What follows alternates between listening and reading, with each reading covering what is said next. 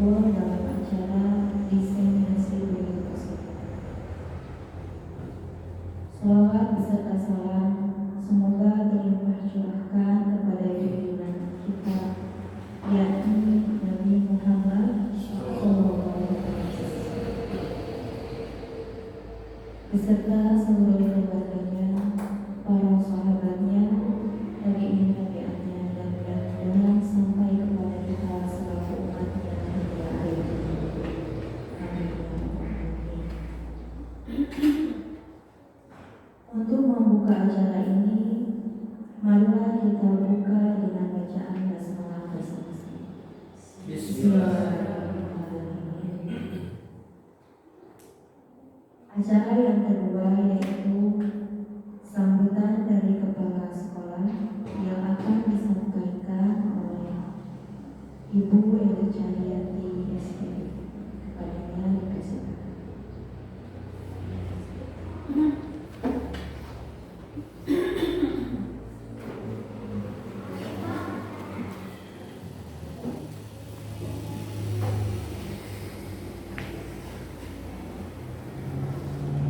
Bismillahirrahmanirrahim. Assalamualaikum warahmatullahi wabarakatuh. Waalaikumsalam warahmatullahi wabarakatuh. Rabitu billahi robba wa bil islami dina wa bi muhammadin nabiyya wa rasulah. Qala rabbi shrah sadri wa yassir li amri wahlul 'uqdatam min lisani yafqahu qawli. Amma ba'du. Ibu bapak yang saya hormati, pertama marilah kita panjatkan puji dan syukur kepada Allah Subhanahu wa taala yang senantiasa memberikan nikmat yang tak terhitung berapa jumlah nikmat yang telah diberikan kepada kita. Yang sekarang ini yang kita nikmati adalah nikmat sehat. Semoga kita semua tergolong pada golongan orang-orang yang pandai bersyukur. Salawat dan salam senantiasa terlimpah curahkan kepada junjungan kita, manusia suci, Kanjeng Nabi Muhammad Sallallahu Alaihi Wasallam. Tak lupa kepada keluarganya, para sahabatnya, para tabi'in, juga sampai kepada kita umatnya yang mudah-mudahan istiqomah pada ajarannya sampai akhir zaman dan mendapat syafaat darinya. Amin ya rabbal alamin. Ibu bapak yang saya hormati, juga tak lupa saya terima kasih kepada pengatur waktu yang telah memberikan waktu kepada saya untuk memberikan sambutannya pada acara diseminasi modul 14 teman kita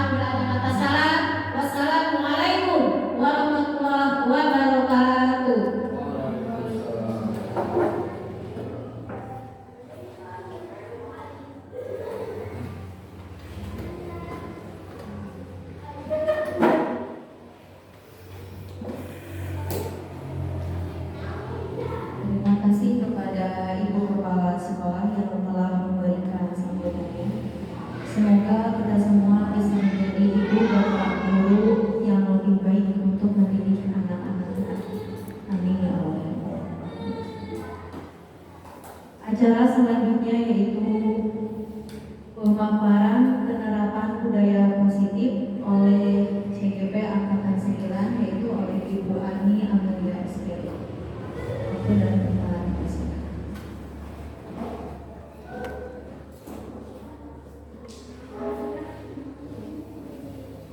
Ya, terima kasih kepada Ibu Moderator yang telah memberikan waktu dan kesempatan buat saya untuk memaparkan diseminasi modul 14 budaya positif. Diseminasi ini dibuat dalam rangka tugas aksi nyata saya modul 14 tentang keyakinan kelas dan penerapan segitiga restitusi dalam mewujudkan budaya positif di sekolah. Assalamualaikum warahmatullahi wabarakatuh. Waalaikumsalam. Alhamdulillah. Semangat semuanya ya Bu ya. Semangat. Jangan tegaknya badannya. Biasa aja. Teman-teman, marilah kita panjatkan puji dan syukur kehadirat Allah Subhanahu wa taala atas nikmat-nikmat Islam, kesehatan yang terutama ya Bu ya. Kita semua dapat berkumpul pada hari ini dalam keadaan sehat, mengikuti acara kegiatan diseminasi modul 14 budaya positif yang akan saya paparkan nanti seperti apa ya, budaya positifnya seperti apa. Tak lupa salawat serta salam kita senantiasa limpahkan kepada baginda Rasulullah Nabi Muhammad Sallallahu Alaihi Wasallam. Semoga kita mendapat syafaatnya kelak di akhir zaman. Amin ya Allah ya Rabbal alamin. Terima kasih saya ucapkan kepada Ibu Kepala Sekolah yang cantik yang selalu mendukung segala kegiatan saya selama mengikuti pendidikan guru penggerak ini, juga rekan-rekan sejawat yang cantik-cantik dan keren-keren ini, tampan-tampan, Pak Dana, Pak Eri, Pak Kiki, juga rekan-rekan ibu-ibu yang kakak cantik, Ibu Dea, Ibu Susi, Ibu Adi, Ibu Tira, ada juga Ibu RJ dan Ibu Widani yang masih muda-muda. Alhamdulillah. Terima kasih atas kolaborasinya yang telah mendukung saya selama ini.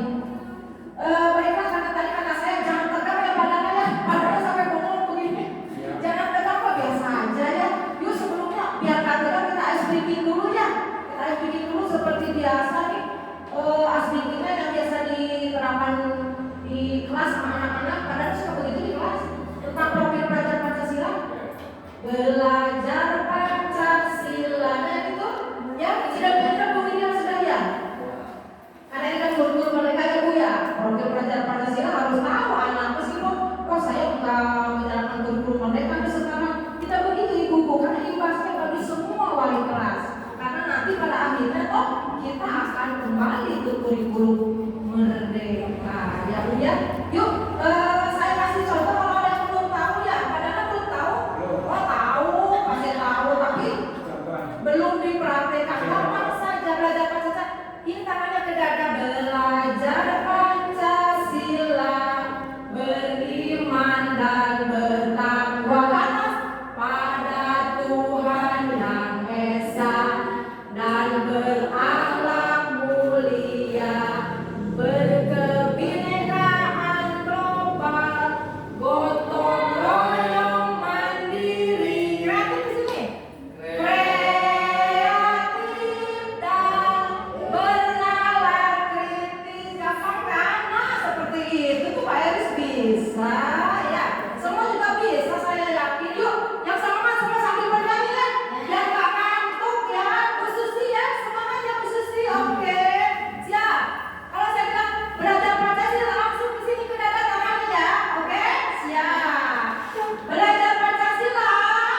Belajar Pancasila, beriman dan bertakwa pada Tuhan yang Esa dan berakhlak mulia, berkebinekaan global, gotong royong mandiri, kreatif dan bernalar kritis. Nah itu dia program belajar Pancasila baru kita terapkan pada anak. Pasti profil belajar Pancasila Bu, anak kan nggak bulemnya terkenal. Sedangkan sekarang kurikulum cobalah sedikit-sedikit yang P5 itu dikasihkan kepada anak. Ya, bentuk sekaligus,nya harus perlahan tapi dengan niat yang tulus, yang lihat dari dalam hati dengan tujuan tersampainya tujuan pembelajaran kurikulum Merdeka saat ini. Baiklah, seperti yang saya bilang tadi, saya akan memaparkan tentang budaya positif, ya. Budaya positif itu banyak. Kali ini saya memaparkan mengenai keyakinan kelas dan penerapan segitiga restitusi dalam mewujudkan budaya positif di sekolah. Nah, sebelum kita ke budaya positif, tentu kita kembali lagi ke pemahaman KHD ya teman-teman ya, Bapak Ibu. Pemikiran dan filosofi pendidikan menurut Ki Hajar Dewantara, tujuan pendidikan itu seperti apa? Itu yang menurut Ki Hajar Dewantara. Ki Hajar Dewantara dalam tujuan pendidikannya mengatakan bahwa tujuan pendidikan itu menuntun segala produk yang ada pada anak-anak agar mereka dapat mencapai keselamatan dan kebahagiaan yang setinggi-tingginya, baik sebagai manusia maupun sebagai anggota masyarakat. Coba saya mau tanya sama Bapak Ibu, menuntun itu apa Bapak Ibu? Coba menuntun apa? Kemudian menuntun apa? Ya Pak, membimbing ya. Coba yang lain, menuntun apa kira-kira? Mengarahkan, pintar Butira. Coba ada lagi? Menuntun, membimbing, mengarahkan, betul. Itu sama dengan membimbing, mengarahkan. Anak-anak kita, anak didik kita ya, menurut Ki Hajar Dewantara.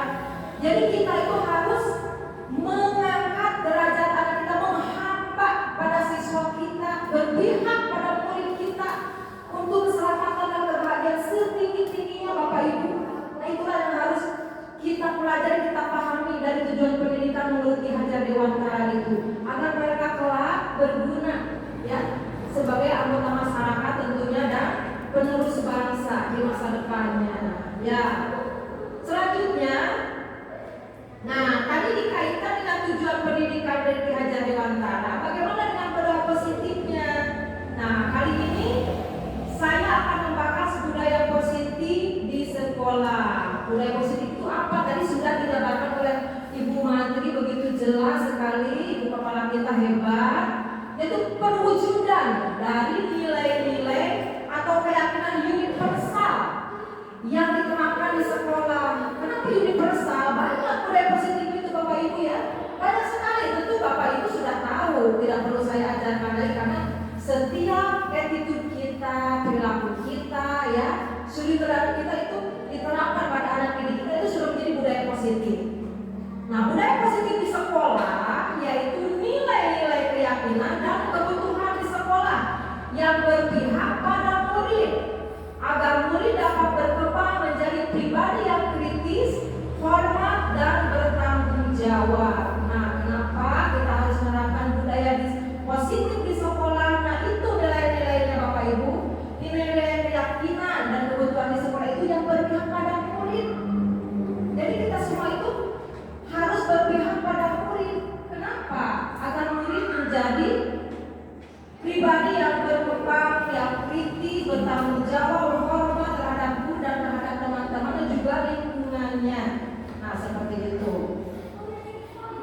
Selanjutnya, di sini ada lebih jauh lagi nih pendapat oleh Dave Gassen tentang budaya positif yang dilakukan dengan adanya penerapan disiplin positif. Menurut Dave Gassen, ada 3 motivasi perilaku manusia. Nah, apa saja? Yang ke-1, untuk menghindari hukuman atau ketidaknyamanan. Yang kedua, mendapatkan imbalan atau penghargaan. Yang ketiga, menjadi orang yang mereka inginkan. Untuk menghindari hukuman seperti apa tidak kenyamanan itu, ya nanti akan kita bahas dalam segitiga restitusi. Selanjutnya, kita ke tujuan disiplin positif dulu. Tujuannya apa? Kenapa harus ada disiplin positif? Nah, tujuan disiplin positif itu adalah membangun motivasi intrinsik dulu, dari dalam dulu, dari diri kita. Apapun dikerjakan harus mulai dari diri ya Bapak Ibu ya. Kalau belum ada dari diri nih, pandangan mau melakukan apapun, kalau tidak ada dalam hati diri sendiri untuk merubahnya, nggak akan terlaksana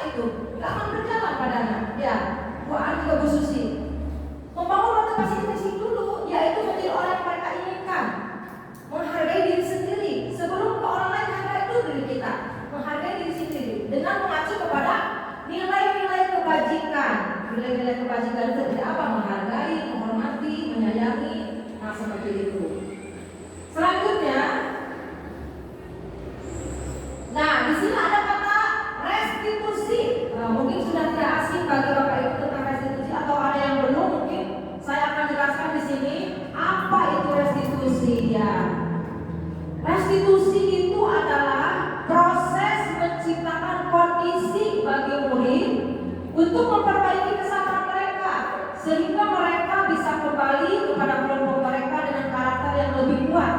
Nah, itu pemaparan Lutherson di 2004. Nah, sekarang pendapat dari Gassen itu kita kaitkan dalam kehidupan kita di sekolah. Budaya positif seperti apa betul, apa sesuai.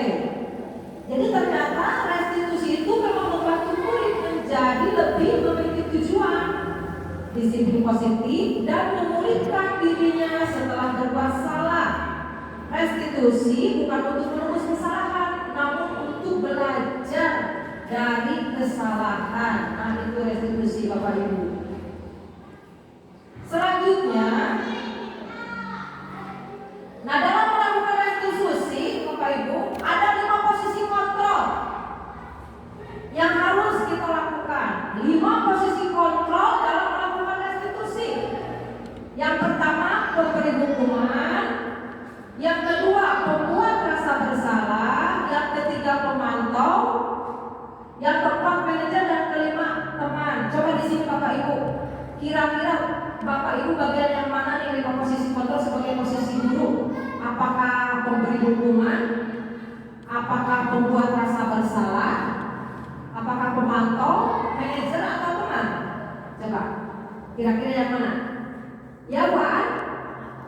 Pemantau. Buan pemantau. Bude apa kira-kira? Teman? Ya, Bude teman. Yang lain, coba ada? Kira-kira sebagai apa posisinya? Tadi menurut Buan pemantau, betul. Teman, betul. Tapi ada yang lebih penting, coba sebagai apa? Kalau posisi kita sebagai guru adalah sebagai manajer, Bapak Ibu. Manajer posisi kita di sini. Nah, ini yang paling tepat, manajer, ya. Karena kita yang mengendalikan anak kan.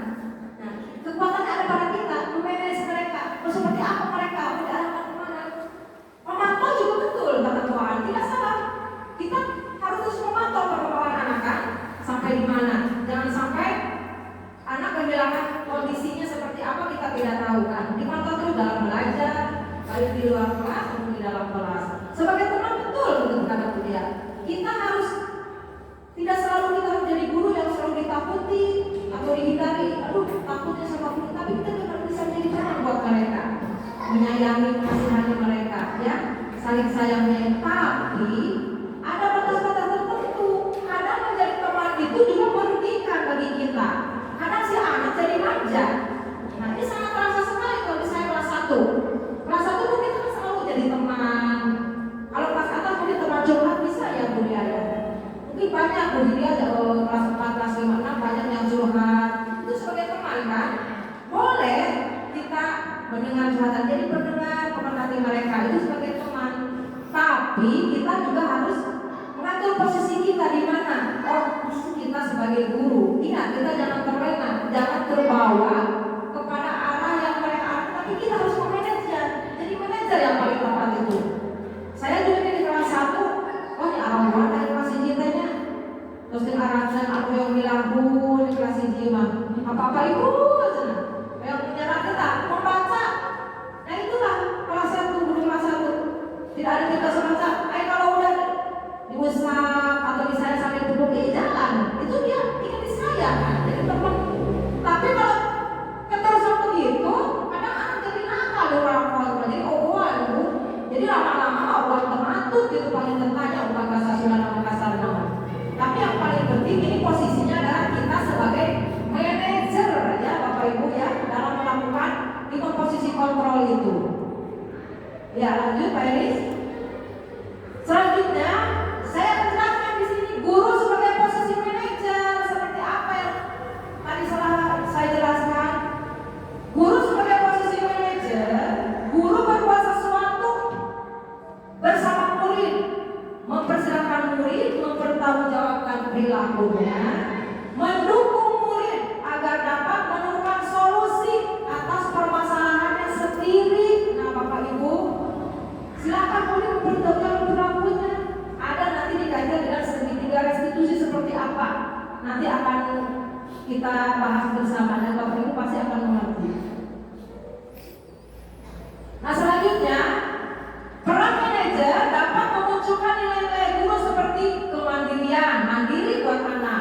Inovasi adanya perubahan, kolaborasi, kreativitas dan berpihak pada murid. Salah satu contoh dalam melakukan yaitu tadi proses segitiga restitusi yang akan kita bahas saat ini. Selanjutnya, nah ini dia Bapak Ibu, segitiga restitusi. Nah, apa itu segitiga restitusi? Nah, ada langkah-langkah Bapak Ibu. Dalam segitiga restitusi itu langkah-langkah restitusinya, pertama menstabilkan identitas. Yang kedua, memvalidasi tindakan yang salah. Dan yang ketiga, membuat keyakinan. Nah, ini yang perlu kita terapkan, Bu. Nah, sekarang saya akan memperkenalkan kepada Bapak Ibu tentang segitiga restitusi. Selama ini ternyata kita kalau menghukum anak, ada anak yang salah, lalu disemprot, dipolot-polot, ya, kembali dihau, diregang, dibentak, itu tidak boleh Bapak Ibu ya, tidak boleh. Jadi ternyata harus melakukan segitiga restitusi ini. Ini saya alami sendiri di kelas 1, sering ya di kelas 1. Mungkin di kelas atas juga sering, cuma mungkin berbeda-beda karakternya, kelas atas dan kelas bawah. Segitiga restitusi yang pertama, menstabilkan identitas. Jadi Bapak Ibu, kalau anak ada melakukan kesalahan, jangan langsung disalahin. Kamu jangan memecahkan jendela, kamu salah nih, mulai yang memecahkan kaca, kamu coba gantian. Mari dipolot-polotan, ayo balik ke kantor atau kemana? Ternyata salah. Kita harus posisikan anak dulu dengan pertama menstabilkan identitas. Kudu distabilkan dulu berenangnya emotana budak teh. Jadi kalau budak teh mecahkan kaca, wah kaget, aduh aku pasti dihukum nih Bapak Ibu guru, terus kecamuk dalam dirinya Bapak Ibu. Gimana psikologisnya si anak-anak ya? Aduh takut begini, takut begitu, takut dirugi, takut diserang atau bagaimana? Berkecamuk anak dalam dirinya. Nah, biarkan stabilkan dulu identitas. Pertama, jangan di depanmu, di depan teman-temannya misalnya. Misalkan si Adi nanti ditunggu ya di ruang perpustakaan atau di kantor atau di kelas, tapi anak-anak yang lain sedang berada di luar, karena pun berdua. Nah, si anak biarkan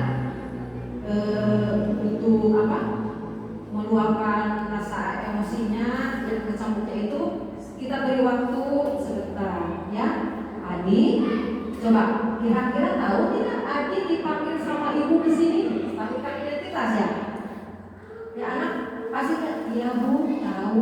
Apa coba? Saya melakukan kesalahan. Apa kesalahannya? Memecahkan kaca misalkan. Seperti itu. Ada yang kelas 1 juga kemarin sama saya sama Habib ini kejadiannya. Habib ini mengganggu terus Akila yang sedang menulis belajar. Wah, sampai dikasih gitu. Ibu sampai nangis itu Akila, sampai nangis. Nah, dibiarkan Habib, udah dipindahkan aja dulu. Ketika pulang sekolah, Habib saya panggil berhadapan dulu. Dan berikhlas satu mana polosnya Bu, ini surat seriwe gitu yang dipanggil. Habib tahu tidak kesalahannya apa? Ya Bu, mengganggu Akila yang sedang menulis. Nah itu Habib tahu. Ya, jangan langsung wah salah Habib, udah sakit udah. Ini berbagai macam terus direket Bu. Ya tahu. Jadi kita kembali kali kondisi kita. Oh, Darul Maas orangnya sok melakukan kesalahan Bapak Ibu guru ke. Jadi orangnya dengan alit gitu, penginternya kembali. Oh, ya Habib ya. Semua manusia itu pasti melakukan kesalahan dan kehilapan. Nah, harus diberikan motivasi kata-kata seperti itu dulu dalam menstabilkan identitasnya. Ternyata harus seperti itu. Oh Habib ya, kamu tadi mengganggu Akila itu tahu Habib salah? Iya Bu. Nah seperti itu. Terus jelaskan oleh kita. Kalau mengganggu yang sedang belajar itu, jadi teman tidak konsen jelaskan. Ya, mengganggu tuh Akila jadi nangis. Jadi tidak konsen menulisnya. Habib juga terganggu, Akila juga terganggu. Nah seperti itu. Oh, iya Bu. Baru kita ke yang kedua, memvalidasi tindakan yang salah. Tindakan yang salahnya seperti apa? Nah, coba kira-kira Habib misalkan apa yang Habib merasakan? Misalkan selama melakukan kesalahan tadi sejauh mana? Misalkan Bu, kenapa Habib sampai melakukan itu? Iseng saja Bu. Iseng saja iseng, iya nggak sengaja. Kemudian dijelaskan lagi sama kita, karena tadi kamu itu mengganggu, iseng atau tidak sengaja itu, misalkan itu karena Habib ingin mengganggu. Nah, rasa ingin mengganggunya itu coba Habib mulai sekarang harus dikurangi ya. Jangan mengganggu teman lagi, ya Bu. Hanya keyakinan kelas. Nah ini sebelum membuat yang ini Bapak Ibu, kita harus buat dulu keyakinan di kelas. Poster atau peraturan kesepakatan dengan murid-murid seperti apa? Misalkan tidak boleh mengganggu teman, jangan buang sampah sembarangan, jangan ngobrol saat guru sedang mengajar. Nah nanti ingat, anak akan tahu. Tapi masih ingat keyakinan kelas kita? Tahu, karena sudah disampaikan. Kalau belum disampaikan jangan. Jadi kita harus membuat dulu keyakinan kelasnya. Di kelas atau buat dulu posternya. Tapi harus disepakati bersama. Nanti akan kita bahas untuk selanjutnya.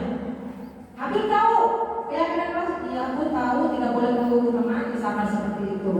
Nah kalau Habib tahu, sekarang jangan lagi ya melakukan itu, misalkan. Iya Bu, janji. Kapan akan kira-kira kapan akan berubah? Mungkin anak mau yang sekarang atau nanti. Yang sekarang dan seterusnya. Buat perjanjian kapan bagaimana berubah tak kira kan? Jangan muda ayam anak saya baru tak gitu. Biarkan.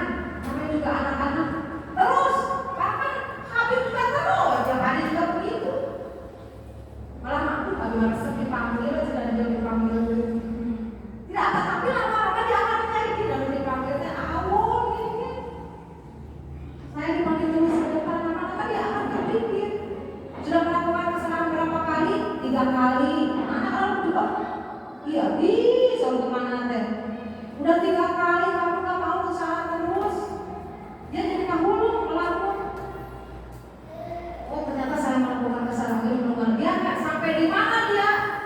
Bahkan kata pengajar praktik saya, fasilitator saya pernah instruktur pernah mengatakan selama karena menurut dokter kata yang dia kenal selama belum 30 kali pada anak usia anak SD biarkan nanti setelah itu juga dia akan bosan dan akan berubah katanya.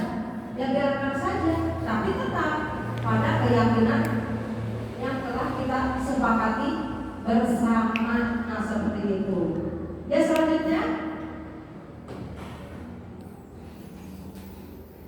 Nah keyakinan seperti apa? Tadi keyakinan yang dimaksud adalah keyakinan kelas.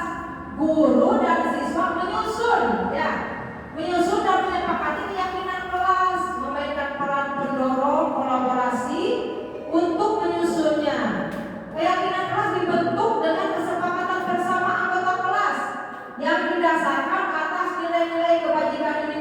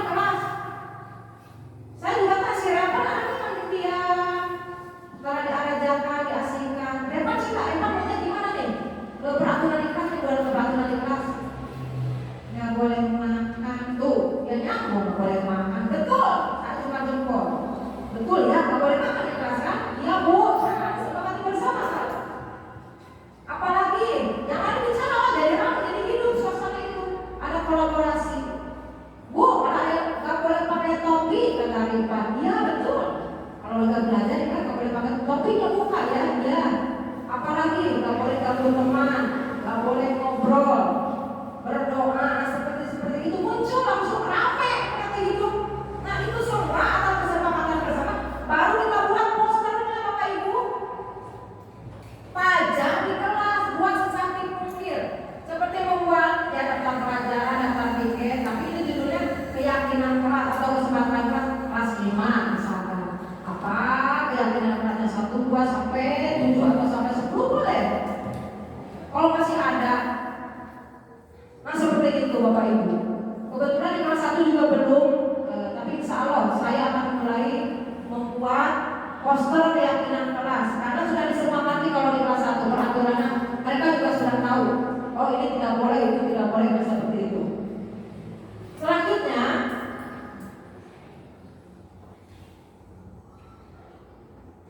nah ini Ibu, contoh poster keyakinan kelas ini untuk kelas 1 ya, karena saya mengajar di kelas 1. 1, kalau mau belajar berdoa dulu nggak? Berdoa, kata dia, betul. Jadi harus berdoa. Kita catat, berdoa sebelum dan sesudah pembelajaran. Boleh, kita berjamaah dulu tadi ya Bu ya, salat ini doa iya, kata saya begitu. Ngerti, nyambung. Jadi berdoa sebelum dan sesudah pembelajaran. Yang kedua, menyimak dan mendengarkan penjelasan guru. Rangkenya kami guru Junyario dijelaskannya udah tidak mungkin itu malam pergi ngobrol. Ya Bu, sudah sepakati ini, setuju? Setuju. Santai boleh kita. Yang ketiga, membaca sebelum belajar. Biasanya Bapak Ibu suka membaca dulu atau belajar? Membaca, kata dia. Berarti sudah menjadi kesepakatan. Catat. Yang ketiga, membaca sebelum belajar. Jadi sudah rutinitas sebenarnya ini kalau kelas bawah membaca dulu. Bahkan saya sekarang pun membaca bukan sebelum belajar saja, di awal, di tengah, bahkan di akhir Bu. Alhamdulillah ada perkembangan, kita sudah bisa ya membacanya. Alhamdulillah ada perkembangan. Salah satu ini anaknya Ibu Susi, alhamdulillah. Kemudian yang keempat, tadi kan saya bukan ini ada anak kelas 1 Alia. Ada apa? Itu anaknya nunduk di bawah. Ternyata dia lagi makan Bu. Jumput makan chicken. Nah, ketahuan sering tidak boleh makan di kelas. Ada yang sedang ngobrol, tidak ngobrol ketika sedang berlangsung pembelajaran. Nah ini pernah saya memotong ada Amira yang sedang makan. Kalau saya syuting itu natural Bu, karena apapun sudah saya temukan di kelas 1 langsung saya ambil ceplek. Nah seperti itu. Orang yang keempat tidak ngobrol ketika sedang berlangsung pembelajaran. Duh, Habib muka Bu Amira tadi ngobrol, baca apa aja pembicaraan. Itu sudah kesepakatan tidak boleh ngobrol ketika sedang berlangsung pembelajaran. Yang kelima, tidak mengganggu teman juga yang sedang belajar. Pasti ada aja yang mengganggu temannya. Yang keenam, tidak makan di dalam kelas. Ya ada juga tuh yang selalu begitu kalau kelas 1 makan seseruputan di dalam kelas. Yang ketujuh, jangan membuang sampah di kelas. Nah biasakan ya sampah, jaga kebersihan dalam kelas. Dan yang kedelapan, saling menyayangi dan menghargai sesama teman. Ya seperti biasa kita terapkan pada anak pendidikan karakter juga sesama temannya. Sekarang kan anak yang suka mengajar sampai itu hal-hal yang kecil jangan sampai pembulian itu terjadi ya Bu. Dari dasar dulu, dari kecil itu diarahkan. Nah itu yang merupakan contoh keyakinan kelas yang saya buat di kelas 1. Mungkin kalau Bapak Ibu yang hebat-hebat semua ini, maaf ya, saya di sini bukan menggurui, saya bukan merasa paling hebat. Saya percaya Bapak Ibu semua hebat-hebat ya. Dan itu bisa Ibu buat keyakinan kelasnya seperti apa, silakan dibuat menurut keyakinannya masing-masing sesuai jabatan kelas yang dipegang oleh Bapak Ibu masing-masing. Selanjutnya, nah ini ada contoh kesepakatan kelas ini boleh ternyata boleh Bu di lingkungan sekolah, atau di depan kantor, atau di mana itu dibuat. Kalau ini untuk seluruh warga sekolah.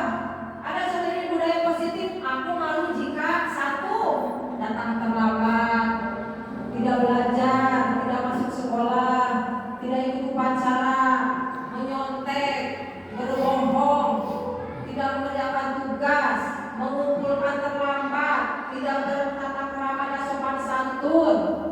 tidak menjaga kebersihan sekolah, menuntut hak, tidak melakukan kewajiban, tidak ikut kegiatan sekolah. Kalau ini untuk keseluruhan Bu, ini bisa dijadikan contoh, ini bisa dipajang mungkin di depan kelas. Anak silakan, kalau ada yang makan coba baca budaya positifnya, keyakinan sekolahnya apa. Oh iya, tidak nanti kita tahu, oh iya, seperti itu. Ini sebagai contoh kesepakatan kelas. Ini untuk kelas atas, boleh ini sebagai referensi untuk kesepakatan kelasnya seperti ini. Satu, mengamalkan ajaran agama untuk kebaikan, bisa ini. Kedua, rasa aman, tertib sedang belajar, menjaga kebersihan, menciptakan suasana yang sejuk di sekolah, saling mengingatkan, menata ruang kelas, seperti itu. Itu contoh-contoh ya kesepakatan kelas yang berlaku di dalam kelas maupun di sekolah, di luar sekolah, khusus untuk semua. Penerapan budaya positif yang sudah dilakukan anak akan dilakukan. Ini penerapan budaya positif kira-kira yang sudah dilakukan oleh kita di sekolah kita apa kira-kira Bapak Ibu? Dan yang belum, kalau belum silakan. Yang sudah dan akan dilakukan, maaf, sebagai CGP saya di sini mengimplementasikan ya Bu. Saya menyampaikan kepada Bu Menteri, Bu, saya mau begini, alhamdulillah sudah ya. Upacara alhamdulillah kedisiplinan sudah mulai kelihatan. Kemudian piket guru juga sudah, budaya 5S sudah, alhamdulillah sedikit-sedikit berangsur-angsur. Di sini saya akan memaparkan penerapan budaya positif yang sudah dilakukan dan akan dilakukan, diantaranya yang pertama, menguatkan karakter positif berakhlak mulia yang ditujukan dengan melaksanakan sholat duha berjamaah tiap hari Jumat dan membaca surat Yasin bersama. Nah, ini program PAI alhamdulillah sudah berjalan ya Bapak Ibu. Karakter positifnya berakhlak mulia itu budaya positif itu sudah berjalan di sekolah kita. Alhamdulillah tiap hari Jumat kita mengadakan sholat duha bersama, baca Yasin bersama, juga siraman rohani. Yang kedua, tumbuhnya nilai positif dalam penerapan budaya 5S. Alhamdulillah ini juga sudah berjalan ya. Senyum, salam, sapa, sopan dan santun. Ibu-ibu kalau yang piket, kalau bisa jangan di dalam, jangan di pojok terlalu dalam, di luar Bu, di jalan raya. Jadi kelihatan kita menyambut kedatangan anak. Orang tua juga senang lihat. Anak dari jauh itu sudah kita dadah. Mereka sudah ceria sambut ibu-ibunya kan. Orang tuanya tadi sampai senyum, orang kedua senang. Itu pengaruh positif sedang CCTV yang positif buat kita kalau menurut saya. Saya nggak mau berdiri capek berdiri di pinggir jalan, orang lain pada lihat. Wah Bu Ani, apa saya sampai jam 7 setengah jam nggak berdiri di situ. Lalu larang kendaraan, nggak apa-apa saya jadi parkir juga sambil menyambut anak. Itu sudah saya terangkan. Saya juga menghibur mengajak kepada yang lain seperti itu yang menyampaikan jangan di dalam terlalu ngumpet pakai gitu banyak. Nanti orang menyambutnya di luar gerbang Bapak Ibu ya. Dua anak juga dari jauh gitu senyum, salam asal bersapa. Kalau ada bicara Bapak Ibu tuh kali cuma salam pun enggak aja. Udah makan tadi salam kenal sama apa? Sama anu Bu itu. Oh iya misalkan. Jam berapa tadi apa saja percakapan untuk mereka. Itu budaya 5S Bu. Senyum, salam, sama sopan dan santun. Si ibu lagi manirama itu sebenarnya manirama si ibu yang beresek sana kurang-kurang lagi kawasan itu kan atur itu. Atur kan sempurna kemudian itu kan. Ya si obat ibu juga enak macamnya. Bapak ibu bulan lagi sarai di jalan dan membuat kosan. Bahkan si adek kalau loncat khususnya loncat dari motor itu senang disambut sama saya. Ibu sampai mau jatuh. Ayahnya itu sampai melohong begini. Kemudian sumringah tersenyum. Jadi kita juga akan tahu keadaan murid kita itu seperti apa. Oh ini tuh nggak dikasih jajan sama ayahnya. Kasihan saya tersentuh. Bapak, mungkin malu sama saya tuh. Bapaknya mau ngasih nggak ada. Aku dulu aja kan, sama.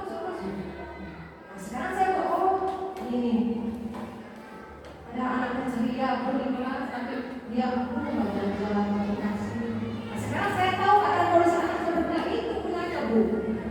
Menyapa, sapa anak, ajak bicara. Jadi kita akan tahu sejauh mana keadaan anak kita itu karakternya seperti apa, juga kondisi keluarga seperti apa, gunanya seperti itu.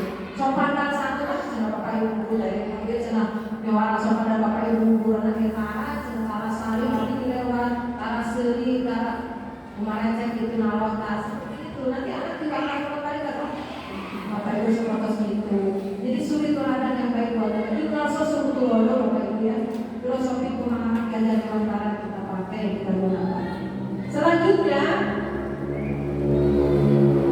adalah meningkatnya kedisiplinan siswa dalam kehadiran tepat waktu dan dalam pelaksanaan upacara bendera setiap hari Senin juga. Nah, kedisiplinan siswa tepat waktu nih berjamaah sholat duha juga alhamdulillah. Wah, anak pada berlari cepat. Ini ambil air wudhu, pada panggola-gola mencari tempat, gelar sajadah, datang juga tepat waktu, alhamdulillah. Upacara bendera setiap hari Senin tepat waktu juga. Itu sudah terlihat di sekolah kita. Kedisiplinan siswanya sampai sejauh itu. Selanjutnya tumbuhnya karakter bertanggung jawab dalam kerapihan berpakaian dan kebersihan kelas. Nah, ini juga saya mau mengimbau nih ke Bapak Ibu wali kelas terutama. Gini abdi aku SMP baca, Bu Ani cenah naon eta cenah, Bu Ani teh cerewetan. Acu kalau teu eta ulah main bola dibuka sepatu teh. Itu bukan budaya positif Bapak Ibu. Anak kita itu bukan pergi untuk ke sawah ke kebun. Kalau tidak ada yang menegur mengarahkan terus seperti itu. Sampai waktu dulu yang ada PPL nih, si Arejam pernah bilang, kok ini anak-anak pada dikeluarin bajunya katanya kok pada dibuka sepatunya kok apa seperti itu?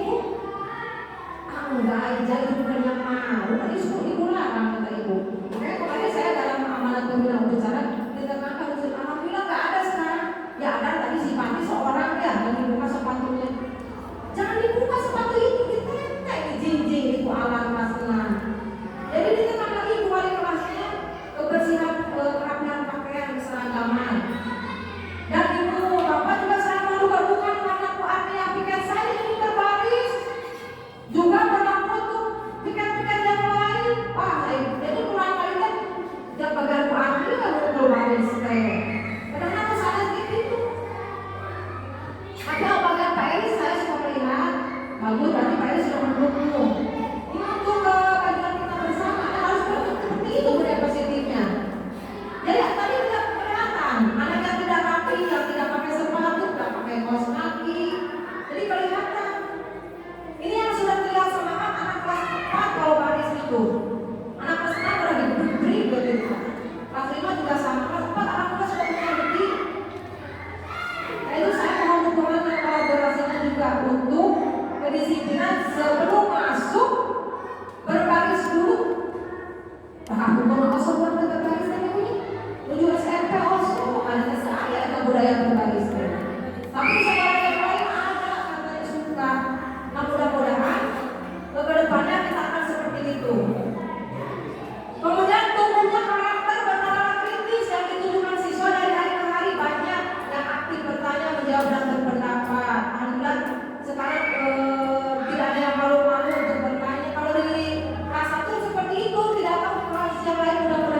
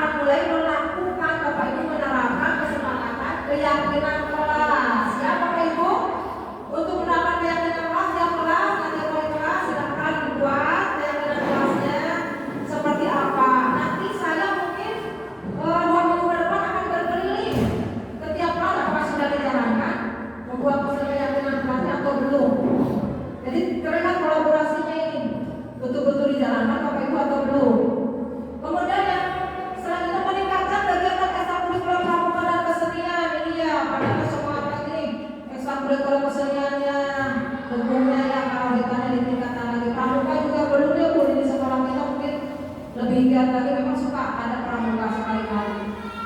Kemudian mengembangkan teknologi untuk terus digali dan diberikan kepada siswa ini sesuai era globalisasi zaman sekarang. Ya AMBK sekarang kan anak-anak sudah mulai dikenalkan dengan teknologi ini. Banyak nih Bapak Ibu yang ahli IT-nya di sini yang masih muda-muda, Ibu Widya, mohon kerjasama Ibu dan juga Pak Eris. Ini silakan potensi Bapak Ibu dikembangkan. Alhamdulillah sudah berjalan sekolah kita ya Bu ya. Alhamdulillah Bapak Ibu gurunya pintar-pintar IT dan sudah diterapkan pada anak dan kita tak tinggalan sampai orang tua. Mudah-mudahan perkembangan rapotnya juga bagus ya Bu ke depannya. Kalau kemarin katanya kita kurang ya, mudah-mudahan untuk nanti mendapatkan nilai yang baik.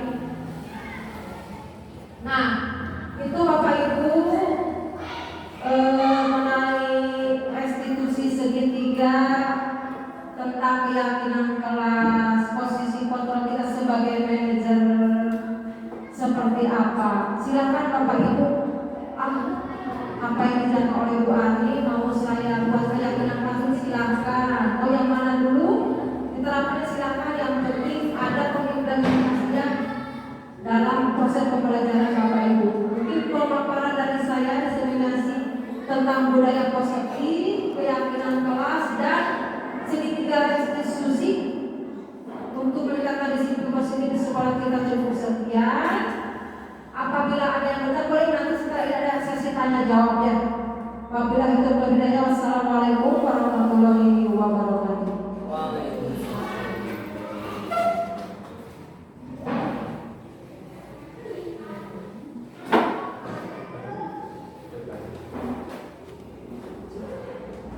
Terima kasih kepada Bu Ani yang telah memaparkan penerapan budaya positifnya. Mudah-mudahan apa yang disampaikan banyak manfaatnya untuk sekolah kita. Untuk selanjutnya yaitu sesi tanya jawab yang akan dipimpin oleh Bu Ani.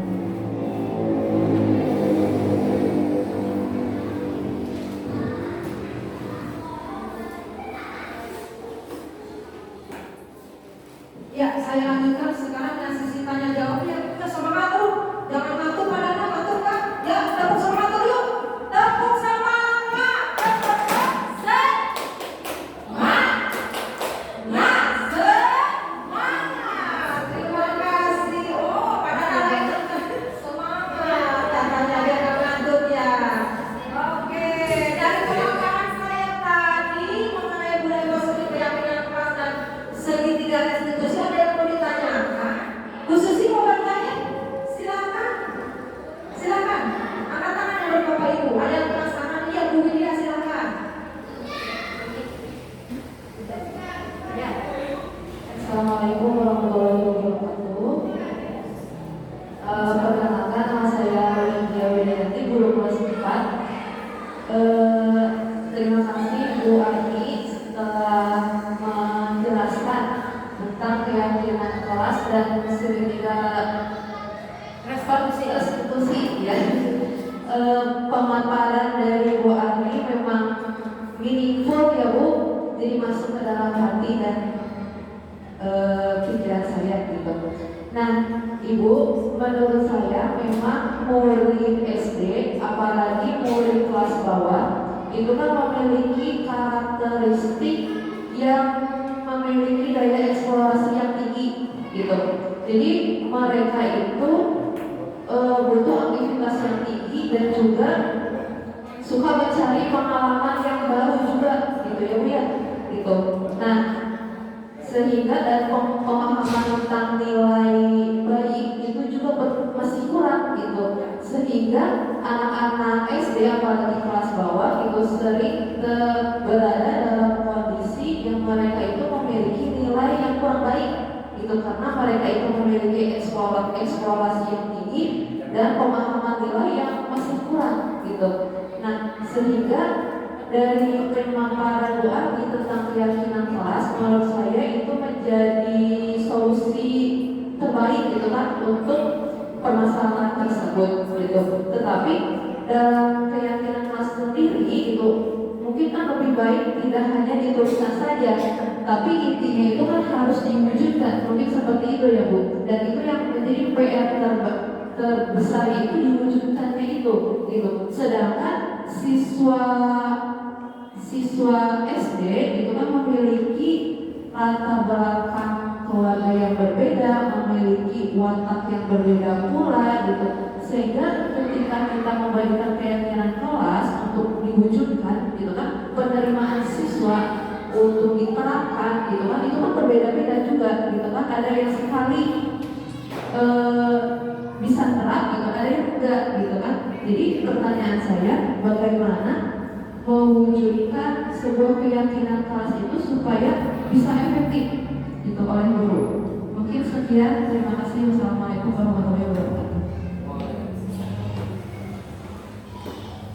Ya, terima kasih Bu Indra.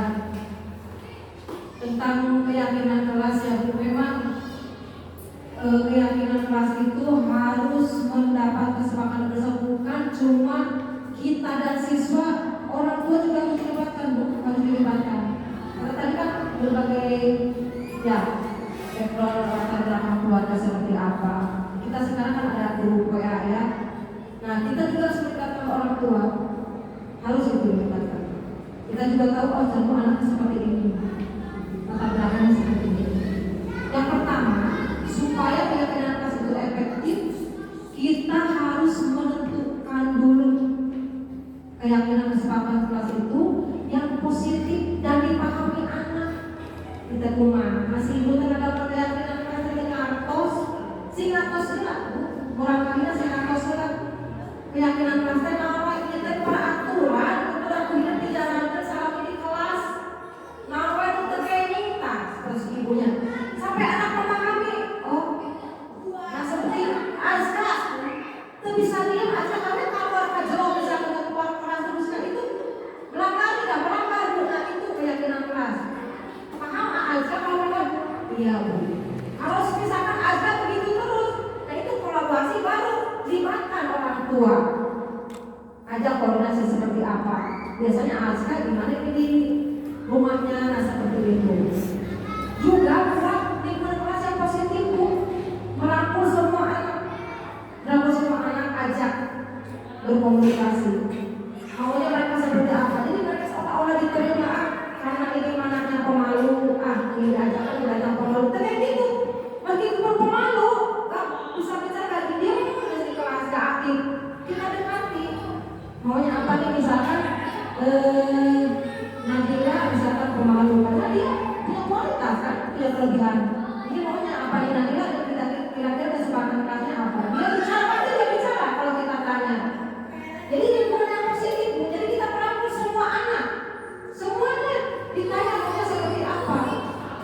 Kemudian yang selanjutnya kesepakatan seperti tadi, boleh mungkin sekarang sudah ada komunikasi dengan WA ya, teknologi sudah canggih.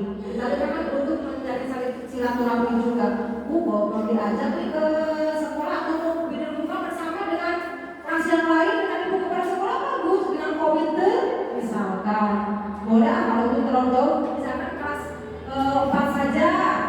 Nah itu, jadi harus menciptakan lingkungan yang positif Bu, sebelum menjauh anak paham dulu seperti apa keyakinan kelasnya, dan boleh orang tua dilibatkan karena tidak tahu kan sebenarnya seperti apa di rumahnya.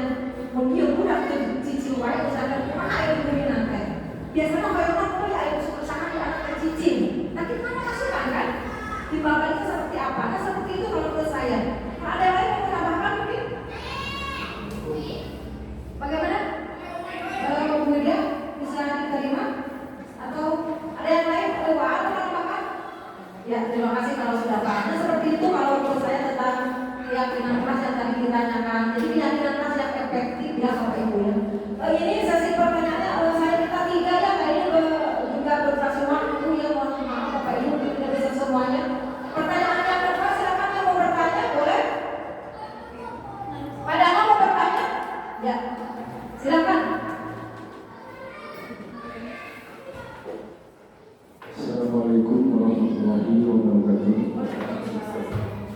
untuk membuka saya percaya sama yang kedua, saya langsung saja ke poinnya nih, karena waktu sudah siap.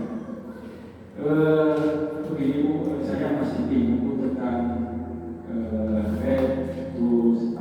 reduksifikasi ya. Ya.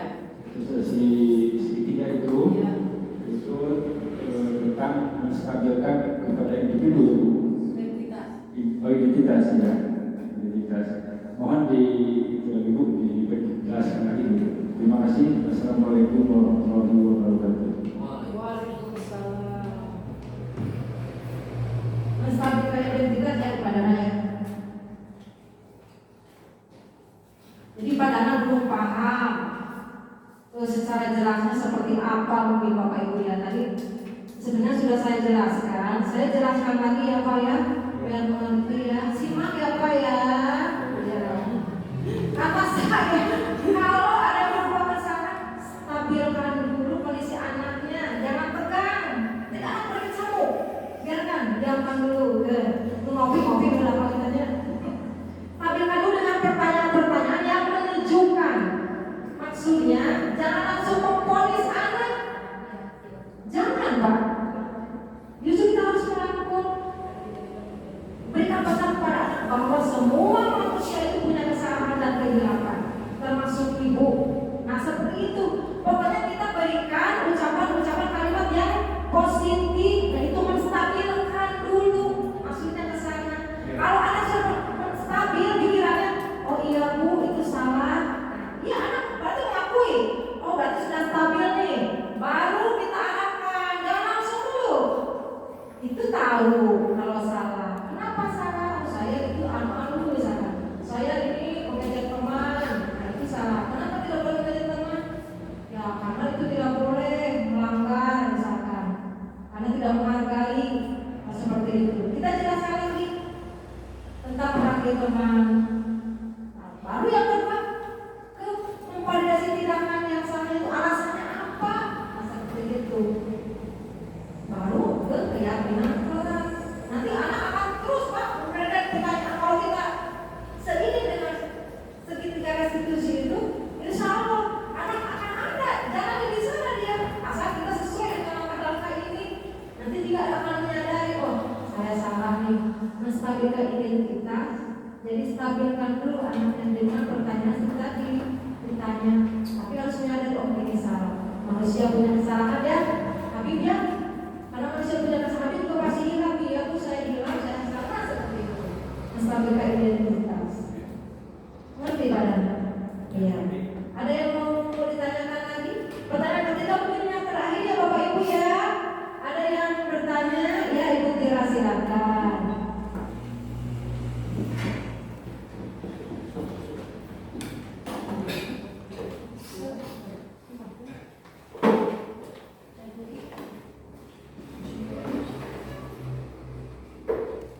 Assalamualaikum warahmatullahi wabarakatuh. Waalaikumsalam. Kesempatan bertanya, seperti yang kita ketahui ya Bapak Ibu, setiap siswa pasti mayoritasnya pernah melakukan pelanggaran. Nah, tadi dari pertanyaan, bagaimana cara menerapkan disiplin positif pada anak yang sering melanggar peraturan? Ya.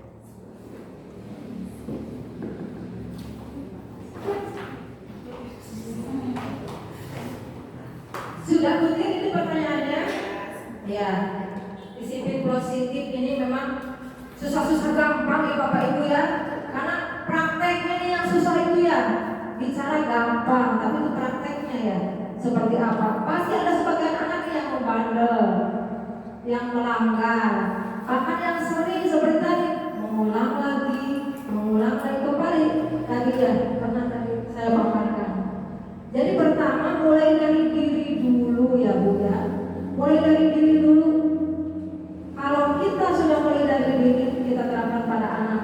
Oh, itu tidak boleh, ini nggak boleh. Ningali dari pemikiran anak ini gitu terus. Anak akan melihat sendiri mencontoh. Seperti dalam di rumah juga kegiatan di rumah seperti itu. Kalau kita sudah biasakan menerapkan kepada anak, tanggung jawab, bangun pagi, sholat subuh, akan terus seperti itu. Jadi tidak ada ember-ember ingin dapat hadiah, ingin dapat apa, enggak. Jadi kalau sudah ditanamkan disiplin diri mulai dari diri, anak akan terus menjalankan seperti itu, akan berkelanjutan. Coba Bu, kalau bagaimana kalau anak-anak terus saja begitu? Kembali kita ke yang tadi segitiga restitusi, dilakukan langkah-langkah seperti itu.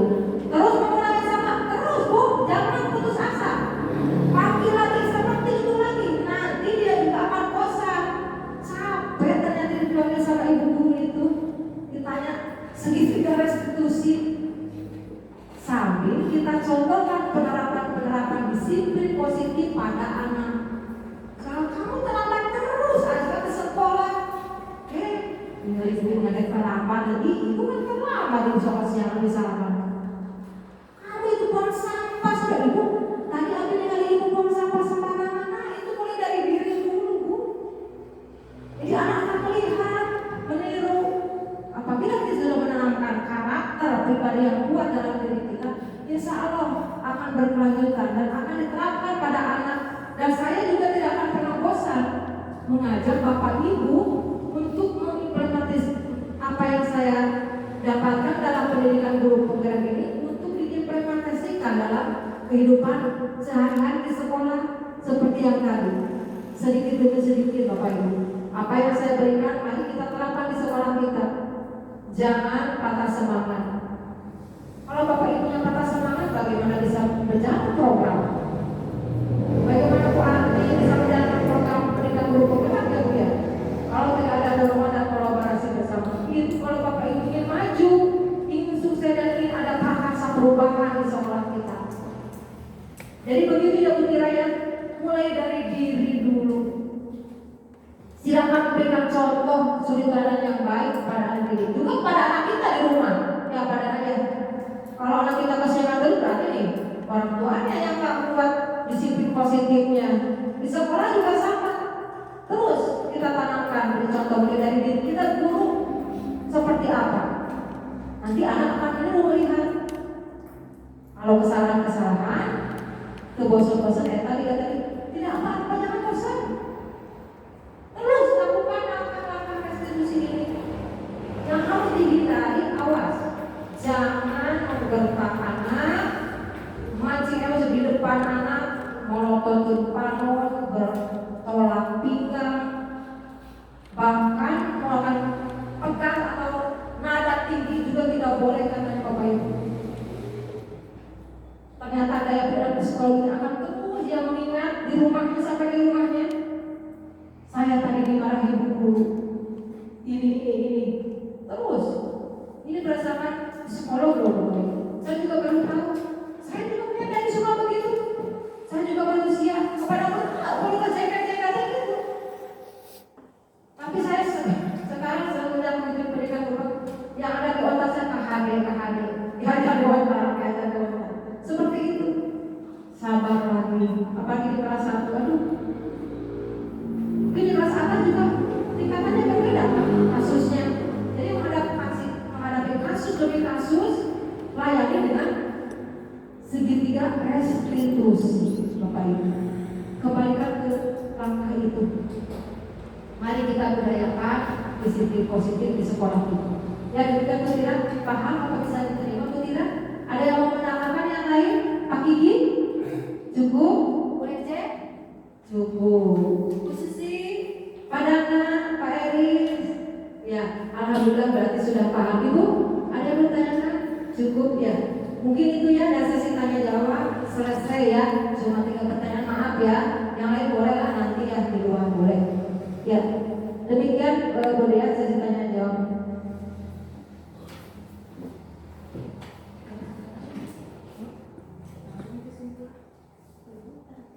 Ya,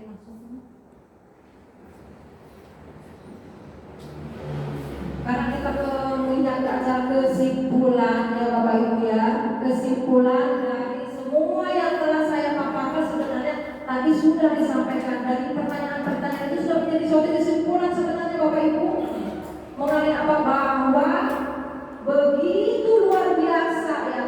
murid, pada anak didik kita. Ketika mereka melakukan kesalahan, kita yang harus menggerakkan, mendorong, pokoknya ke arah mana. Segitiga restitusi bukan untuk mencari kesalahan Bapak Ibu, tapi belajar dari kesalahan. Jangan memvonis anak, jangan menyalahkan anak. Kita belajar dari kesalahan dari segitiga restitusi ini. Dan kesalahan-kesalahan itu tidak akan terulang apabila kita sudah menyepakati keyakinan kelas tadi yang kita buat. Anak akan tahu, oh saya ini telah melanggar keyakinan kelas.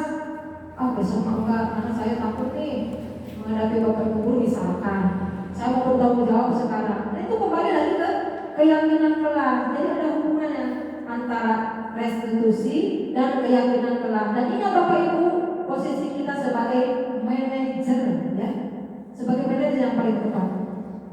Teman agak berlebihan karena anak akan manja kalau berlebihan kita jadi teman. Ya Bu RJ ya, jangan terlalu pada anak yang dimanja-manja itu enggak boleh. Anak bisa kan keenakan manja. Kayak anak digendong, itu anak kelas 3 digendong misalkan, ibu yang digendong, jangan seperti itu badannya peluk-peluk itu jangan berlebihan. Jadi anak akan ketagihan. Boleh sesekali tapi jaga-jaga. Ingat, kita sebagai manajer posisi kita. Ya, untuk yang curhat-curhat itu juga boleh.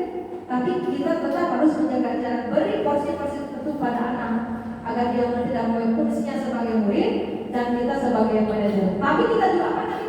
Memantau jika anak ada kekurangan, ya, dalam melaksanakan pekerjaannya, tugas-tugasnya. Mari Bapak Ibu kita bersama-sama melaksanakan disiplin positif di sekolah kita. Rancangan saya tadi apa? Membuat penerapan segitiga restitusi dan keyakinan kelas. Itu dimulai dari kelas dulu ya Bapak Ibu ya, sebelum mencakup ke yang lebih luas di lingkungan sekolah. Mudah-mudahan Bapak Ibu semua dapat menerapkannya. Apa yang telah sampaikan saya dalam diseminasi kali ini dalam upaya memenuhi tugas saya di modul 14 tentang budaya positif aksi nyata. Mudah-mudahan bermanfaat bagi kita semua. Mohon maaf atas segala kekurangannya. Wabillahi taufiq wal hidayah. Wassalamualaikum warahmatullahi wabarakatuh.